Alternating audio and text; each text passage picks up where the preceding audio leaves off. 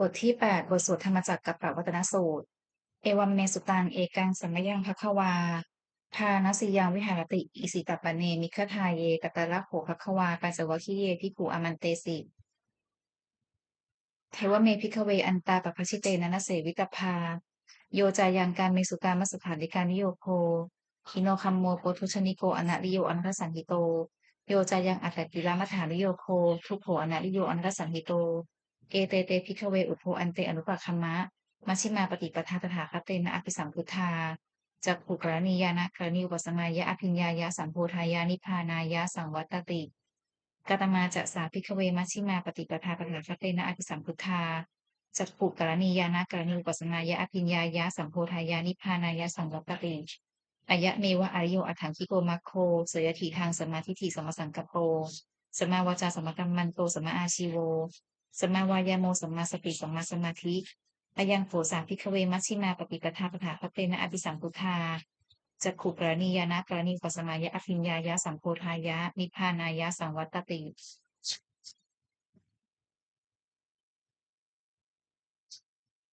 อีทังโขปนะภิกขเวทุกขังอริยสัจจังชาติปิทุกขาชราปิทุกขามรณะปิทุกขังโสกะปริเทวทุกขะโทมนัสสุปายาสาปิทุกขาอปิเยหิสัมปโยโคทุกโขปิเยหิวิปโยโคทุกโขยัมปิฉังนะลักขติตัมปิทุกขังสังคิตเตนะปัญจุปาทานขันธาทุกขาอีทังโขปนะภิกขเวทุกขสมุทัยโยอริยสัจจังยายังตันหาโปโนภวิกานันทิราคะสหคตาตัตระตัตระพินันทินีเสยถีทางกรรมตัณหาภวตัณหาวิภวตัณหาอีทางโขปนะภิกขเวทุกขนิโรโทอริยสัจจังโยตัสสาเยวะตัณหายะอเสสะวิราคานิโรโทจาโคปฏินิสัพโคมุตติอนารโยอีทางโขปนะภิกขเวทุกขนิโรธคามินีปฏิปทาอริยสัจจังอายะเมวะอริโยอัฏฐังคิโกมัคโคเสยถีทางสมมาทิฏฐิสัมมาสังกัปโปสมมาวาจาสัมมากัมมันโตสมมาอาชีโวสมมาวายาโมสัมมาสติสัมมาสมาธิอีทางทุกขังอริยสัจจันติเมพิกขเวปุพเพอนุสเตสุธรรมเมสุ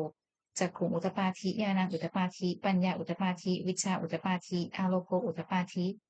ตั้งโขปนิทางทุกขังอริยสัจจังปริญเยตันติเมพิกขเวปุพเพอนุสเตสุธรรมเมสุจักขุงอุตปาทิญาณังอุตปาทิปัญญาอุตปาทิวิชชาอุตปาทิอาโลโกอุตปาทิตั้งโขปนิทางทุกขังอริยสัจจังปริญญาตันติเมพิกขเวปุพเพอนุสเตสุธรรมเมสุ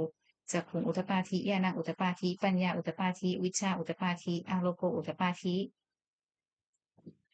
อีทางทุกขสมุทัยโยอริยสัจจันติเมพิกขเวปุพเพอนุสเตสุธรรมเมสุจักขุงอุตปาทิญาณังอุตปาทิปัญญาอุตปาทิวิชชาอุตปาทิอาโลโกอุตปาทิ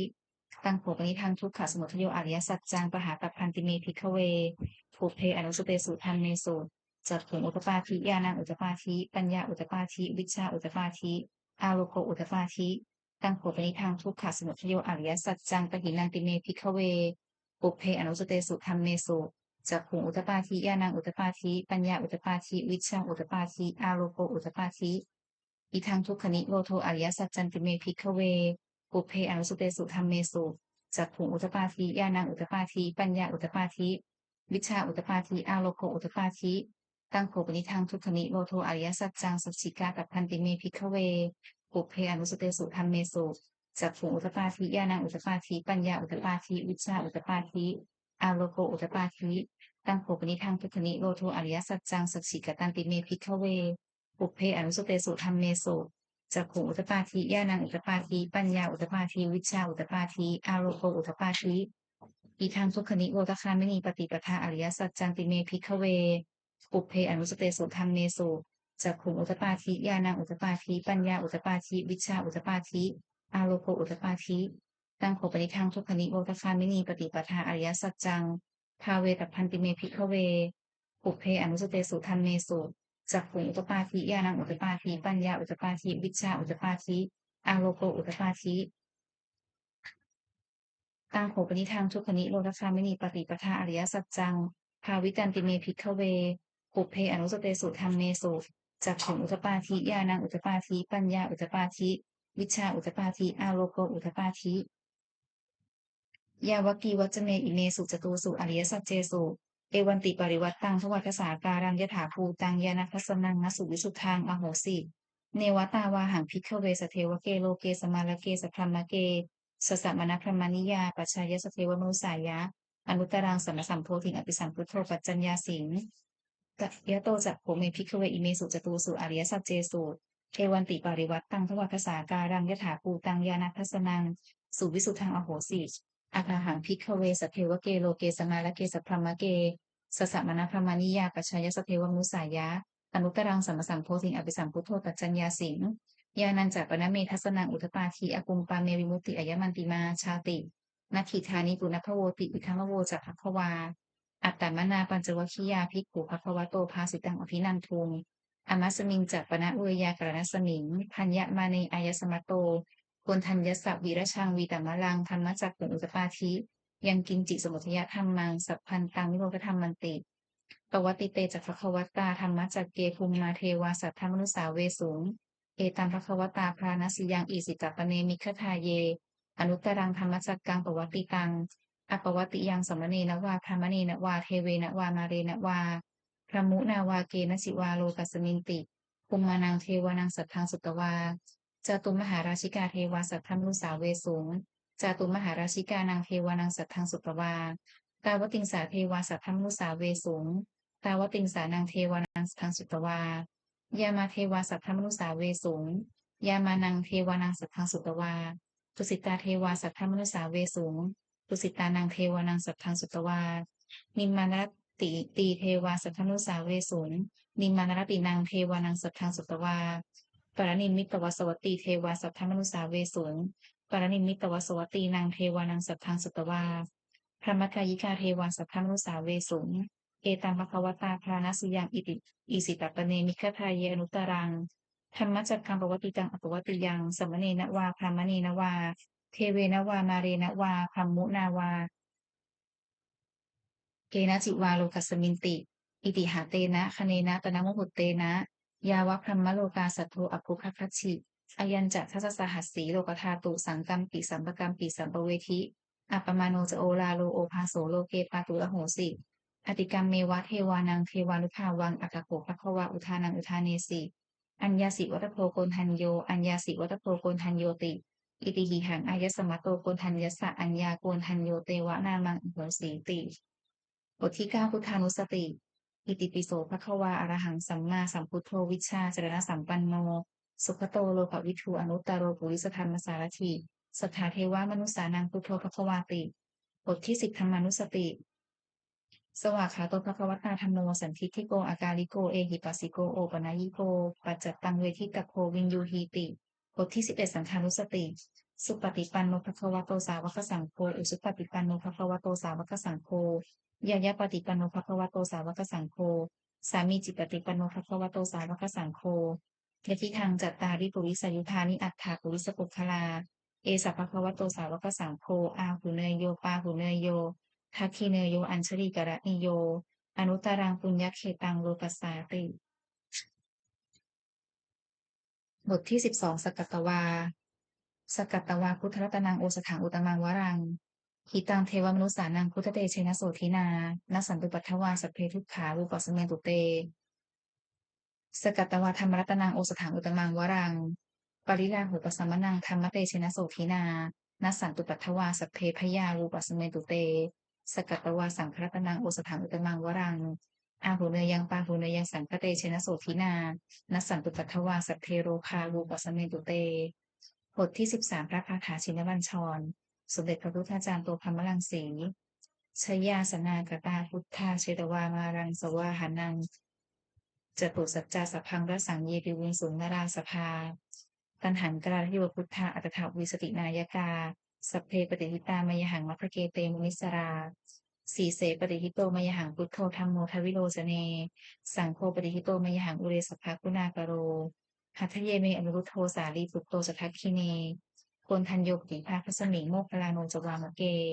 ทัคคิเนสวเนมยหังอาสุงอนันทลาหุลาปัสสโปจมหานาโมอุภาสุงวามโสตะเกเกสโตปฏิทิภาคัสมิงสุริโยวัปพังกโรนิสินโนสิสังวันโนโสภิโตมุนิปุงพโวปุมารกัสสโตเถโรมเหสีจิตวัฏโกโสมยหังวัฒเนนิจจังปฏิทาสิกุณากโรปุณโนอังคิริมาโรจอุปาลีนันทสีวลี เทระปัญจอิเมชาตานราเตติปกามะมะเสสาสีติมหาเถราวิชิตาชินสาวกาเอเตสีติมหาเถราชิตวันโตชิโนรสาชลันตาเสือเตเชนะอังคมังเคสุสันทิตาปัตนังปุโรโตอาสิทักขิเนเมตสุตตะกังทัชคังปัจจโตอาสิวาเมอังปุริมาลกังขันธโมระปริตันจะอาตานาปิยสุตตะกังอากาเสชทนังอาสิเสสาปาการสันทิตาชินานานาวรสังยุตตาสัตตภการลังกตา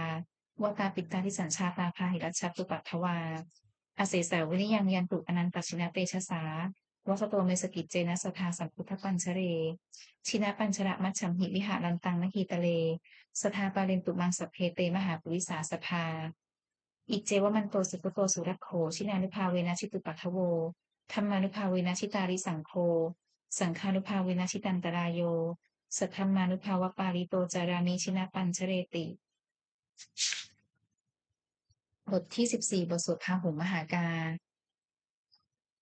พาหุงสหัสสมพินิมมิกสาวุทันตังพรีเมฆลังอุทิตโพรสเสนมาลังทานาทุธรรมวิธินาชิตวามุนินโทตันเตชะสาภวตุเตชยมังคาลานิมาราติเรกมพิยุชิตสัพพรติงโพลัมปนาละวกมัคขมัทัทยักขังขันตีสุทันตวิธินาชิตวามุนินโทตันเตชะสาภวตุเตชยมังคาลานินาลาคิริงคชวรังอติมัตตภูตัง ภาวคิจักวัสนีวสุธารุนันตังเมตตังพุเสกวิธินาชิตวามุนินโทตันเตชะสาภวตุเตชยมังคลานิปุคิตตคัคขมติหัตถสุธารุนันตังทาวันติโยชนะปะถังคุลิมาละวันตัง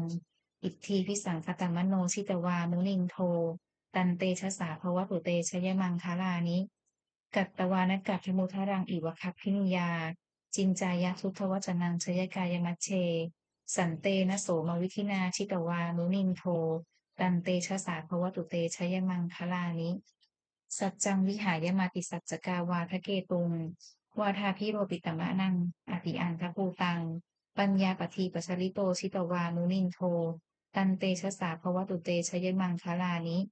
นันโทปนันทพุสคังวิพุทังมหิทิงอุตเตนะเถระพุชเคนะธรรมาปยันโตอิทธุปเทสวิธินาชิตวามุนินโท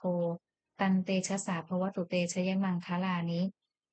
ทุกขาหาทิฏฐิปุชเคนะสุทัตถหัตถังพรัมมังวิสุทธิชุปินิทิปกาพิธานังยานาคเทนวิธินาชิตวามุนินโทตันเตชะสาภวตุเตชยมังคลานิเอตาปิพุทธชยมังคละอัตถาขาโยวาจโนทินาทิเนสระเตมตันทีภิกวานเนกวิวิธานิจุปัทถวานิโมกขังสุขังอธิขเมยนาโรสปัญโยมหาการุณิโกนาโถหิตายสัพพปานินังภูเรตวาปารณีสัพพาปัตโตสัมโพธิมุตตมังเอเตนะสัจจวเชนะโหตุเตชยมังคลังชยันโตโพธิยามูเลสักยานังนันนิวัฒโนเอวังตวังวิชโยโหหิชยสุชยมังคะเลอปราชิตปัลลังเกสีเสปทวิโปคะเลอภิเสเกสัพพพุทธานังอัคคปัตโตปโนทติสุนัขขัตตังสุนังคลังสุภาตังสมุทิตังสุขโนสมุหุโตจัสสุยิถังพรหมจาริสุปทักขินังกายกรรมังวาจากรรมังปทักขินังปทักขินังมโนกรรมังปณีทีเตปทักขินาปทักขินานิกัตตวานารพันตัตเถปทักขิเนภวตุสัพพมังคลังรักขันตุสัพพเทวตาสัพพุทธานุภาเวนะสทาโสถีพวันตุเตภวตุสัพพมังคลังรักขันตุสัพพเทวตาสัพพธรรมานุภาเวนะสทาโสถีพวันตุเตภวตุสัพพมังคลังรักขันตุสัพพเทวตาสัพพสังฆานุภาเวนะสทาโสถีพวันตุเตบทที่15ปฏิภาณคาถายาเทวตาสันติวิหารวาสินีถูเปคะเรโพธิคะเรตหิงตะหิงตาธรรมทานีนะพวันตุปูชิตาโสถิงปโรนเตนถาวิหารมันทะเลเทระจัมัชชานวกาสพิกขโวสารานิกาคณปฏิอุปาสกาข้ามาจะเทสานิข้ามาจะอิสราสปานภูตาสุขิตาพวันตุเตชลาพุชาเยปิจะอังคสันทวาสังเสทชาตาอาโทปปาติกานิญญานิกังธรรมวรังปฏิจจเตสัพเพปิทุกขสักการโรตุสังขยังถาตุจิรังสตังธรรมโมธรรมัทธาราสบุคลาสัมโพวันตุสมัคโหตุสมัคโควะอัฏฐายะจหิตายะจักอัมเหรคตุสัทธัมโมสัพเพปิธรรมจาริโน พุทธิงสัมปาปุเนยามะธัมเมอริยปเวทิเต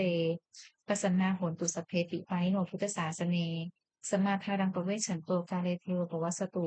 พุทธิภาวยสัปปานังสมิทังเนตุเมทะนิงมาตาปิตาจักอัตระชังนิจจังรักขันติปุตตตัง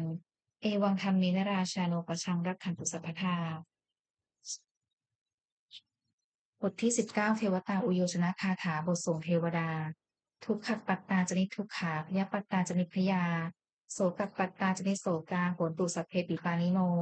เอตาวตาจะอัมเหตุสัมพตังปุญญสัมปทังสัพเพเทวานุโมทันตุสัพพสัมปติสิทธิยาทานันททันตุสัพพายะสีลังรักขันตุสัพพทาภาวนาพิวตาโหนตุพัชฉันตุเทวตาคตาบทที่17สุมังคละคาถา โหนตุสัพพังสุมังคลังรักขันตุสัพพเทวตาสัพพุทธานุภาเวนะโสตีโหนตุนิรันตรังโหนตุสัพพังสุมังคลังรักขันตุสัพพเทวตาสัพพธรรมานุภาเวนะโสตีโหนตุนิรันตรังโหนตุสัพพังสุมังคลังรักขันตุสัพพเทวตาสัพพสังฆานุภาเวนะโสตีโหนตุนิรันตรัง สัพเพพุทธาภลัพปัตตาปเจกานันจะยังพลังอรหันตานันเตเชนะรักขังพันธมิสัพพโส